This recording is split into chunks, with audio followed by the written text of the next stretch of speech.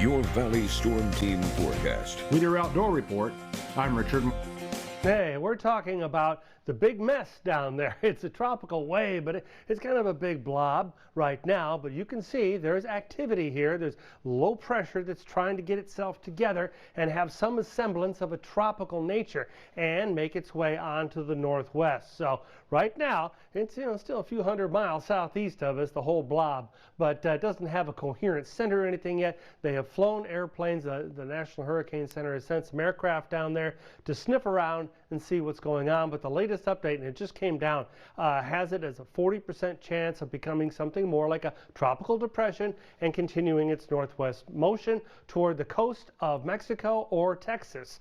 And then you can see here, this is the spaghetti forecast. This is not an official forecast. What this is just showing you the different forecast solutions spit out by the computers. And you can see that, pretty good majority are either real close to the valley or right over us.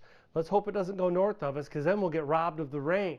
We want to be in that sweet pocket. High pressure is trying to push this thing down and keep it from going too far north along the coast, but it may not be enough, but we'll see.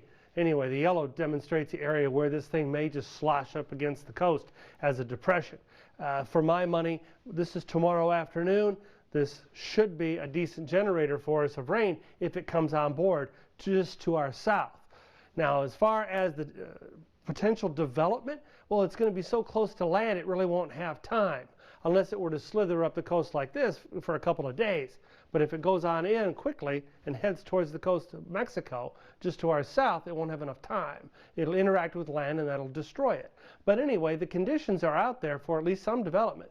You can see here temperatures, water temperatures, mid-80s, and then the overall conditions from atmosphere down to the water show highly favorable for some development. That's why the National Hurricane Center is thinking, yeah, this thing could become at least a depression. And again, that would be a great rain generator for us.